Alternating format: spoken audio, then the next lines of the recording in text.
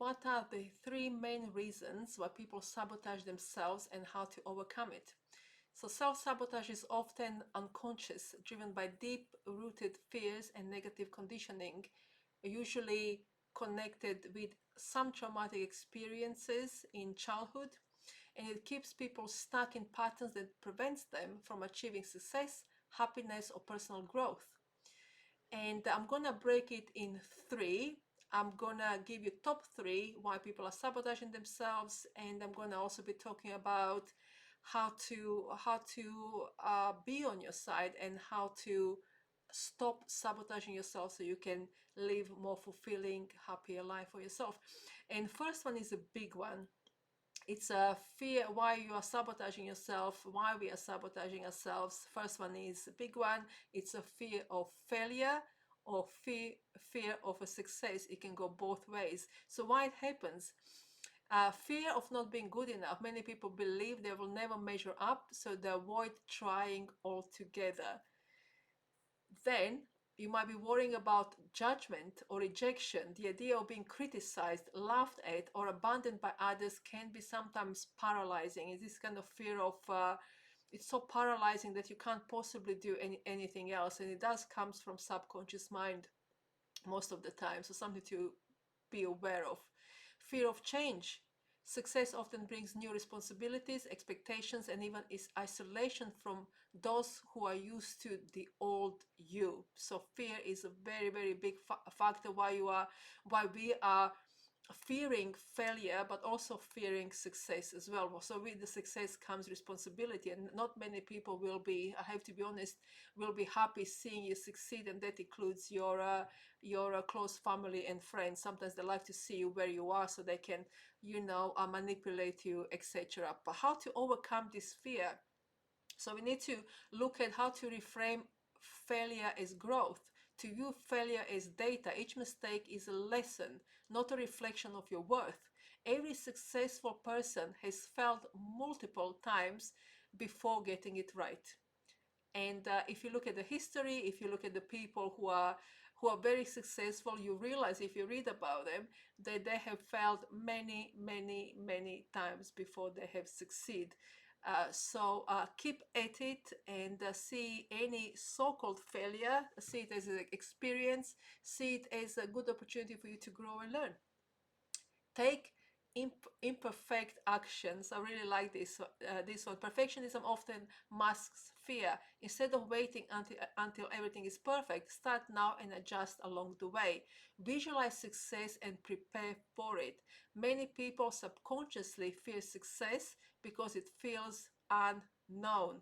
Imagine a future self handling success with confidence. So that's a really good one. So that's for the fear. Now number 2 is why you might be sabotaging yourself is because you're experiencing feelings of low self-worth and negative core beliefs. Low self-worth and negative core beliefs. So why it happens? Unresolved childhood conditioning is number 1. Message from parents, teachers, or society may have ignited limiting beliefs such as I'm not smart enough, I'm not good enough, I'm not this and I'm not that, I don't deserve happiness, or even I deserve to be punished. The next one is imposter syndrome, feeling like a fraud even when evidence suggests competence, and that leads to self-sabotaging behavior like procrastination or avoiding opportunities. Self-punishment or guilt. Some people feel they don't deserve happiness, success, or love. This is limiting belief. It's completely not true. So they subconsciously sabotage good things in their life. Now let's look at how to overcome this. We need to identify and rewrite limiting beliefs. It's all about reprogramming. Journal, work with your inner child, work with a coach or therapist to uncover negative beliefs and replace them with empowering ones. Example, replace I'm not good enough with I'm capable of learning and improving. Practice self-compassion. Talk to yourself the way you would encourage a friend. Treat yourself like you are your best friend. Treat yourself with kindness even when you make mistakes. There is no mistakes, by the way. Surround yourself with the right people. What I mean by right people, people who are there to support you, because negative environments reinforce self-doubt. Seek out people who uplift, support, and inspire your growth. Now, third one, let's go to the third one. Sorry, bear with me. Okay, the third one is lack of discipline and procrastination. Lack of discipline and procrastination. So why it happens? So number one is avoidance of discomfort. People often choose short-term pleasure, scrolling social media, binge watching on Netflix, any other form of distractions over long term rewards. So some people choose short term pleasures over long term rewards. So we need to change that. And I'm going to tell you how to change that. Perfectionism leading to inaction. That's so common. Fear of doing something wrong makes people delay tasks indefinitely, right, waiting for the right moment, waiting for them to be perfect. You have the right knowledge, and that's an ego tactic that's delaying your success. So you need to recognize it as ego tactic, ego sabotaging tactic, and we need to change that as well. I'm gonna let you know really shortly how to do it. Lack of clear goals and structure. Without a solid plan or accountability, distractions take over.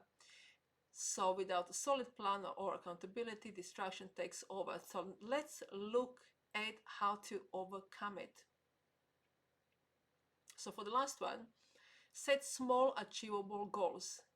Start small, one step at a time, and you are going to be supported in this by your higher self.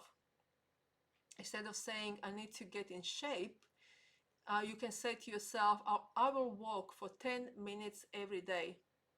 Because small wins build the momentum. So you start by walking, let's say 10 minutes every day, and then when you feel good enough, you upgrade to 20, and then to 30. Before you know it, you can run 5 minutes, then you can run 10, and so you're building it up rather than being overwhelmed with bigger goal that's in front of you, and then you don't do anything about it because it's so overwhelming. So you start small. So for example, if you want to write a book and you feel overwhelmed by it, just start with, like, just say to yourself, I'm just going to write one paragraph today, or two paragraphs, and then next day it might be three paragraphs, and then next day it might be only one. But you start small, and you build up. You don't focus on the bigger picture. Bigger picture is somewhere in the future. You focus what you can do in this very present moment. Create routines and systems. Use habit stacking, pairing a new habit with an existing one. So you're pairing one habit with the other one to make discipline automatic. For example, after I brush my teeth, I will write my to-do list for the day. So you're combining one with the another. So you can say, for example, after my 10-minute walk, I'm going to have a shower, then I'm going to write one paragraph for my book.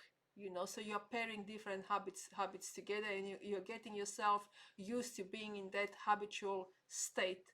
And that's how you start. And use the 5-minute rule. This always works.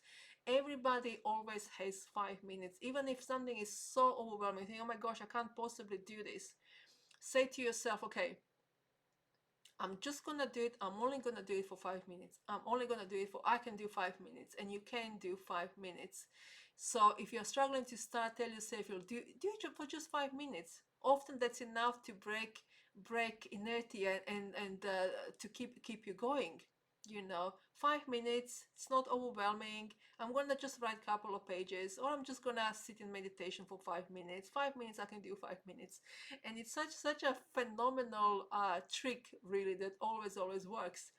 And just as final thoughts on this one, self-sabotaging isn't just a personal flaw, it's a survival mechanism the brain uses to protect you from perceived threats. That's something that you have learned during your childhood.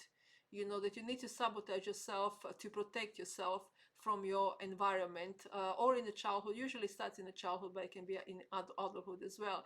And the key is to recognize these patterns, so you become aware of it, understanding the root causes, and you take intentional steps to shift your mindset and behavior.